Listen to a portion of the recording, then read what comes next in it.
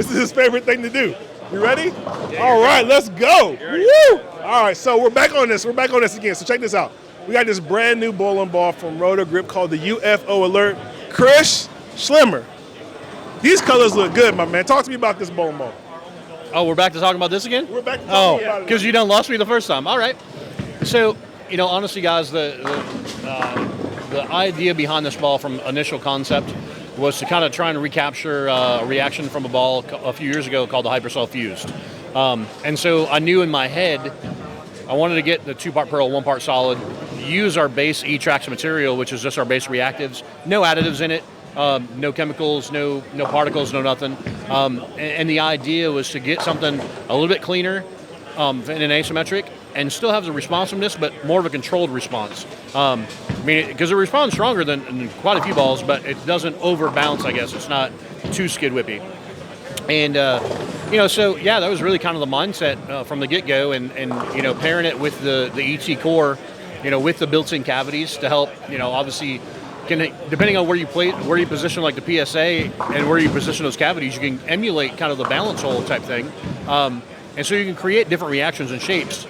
And, honestly, like I said, talking to all the players earlier today, they all feel that it's kind of going to be that go-to ball because they can, even if they have to get in a little bit, obviously a bigger engine than what's say in the UC2, but with that being a straight pearl, that sometimes had a tendency to see friction too fast or overbounce.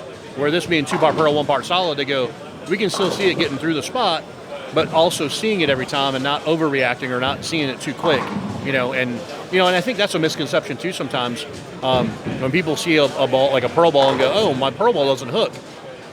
And in some instances, it's actually because it's reading way too early because there's friction in the lane surface that a lot of times people can't see. So with having a 2-part pearl and 1-part solid, it kind of gives them more predictable and kind of blends all that out more evenly. And but anyway, all the players that have thrown it, they're like, oh, hey, this is definitely something we didn't have in the arsenal. Definitely going to come into play. And then we were talking to Stephanie, or Empress Johnson, my bad, on the ladies tour, some of the stuff they see, because the girls always break them down in front of them, so they don't necessarily have to go left or right like the guys do. And she's like, I definitely see this being a ball, an option in play, because she likes to keep her angles in front of her. So, I think it's definitely going to be a good complementary piece for sure. That makes a lot of sense. And you mentioned something to me. You said Hypercell Fused ball. Is the purple in this ball the same purple that was in that ball? Maybe. That's why I like it. That ball was definitely a special piece. So we're being able to watch this piece go down the lane, and it just goes through the pins really, really well. So we definitely, she said, the Empress Johnson says, no, not today. Not today, Mr. Tenpen, not today. You going down today. Has spoken. And when the Empress speaks, we all stop and listen. We all bow. Even the 10-pin.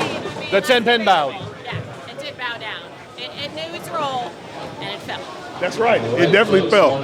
Awesome. So with that being said, we're going to jump off here. Oh, we got one more shot we want to throw. We're going to zoom it in. You can see board box out here, too, so you can watch her throw on board box, which is showing what board her bowling ball is crossing at the arrows. That's another 14. 10 back. There you go. So with that being said, I'm out here, CEO, running for Great Difference. Talk to y'all later.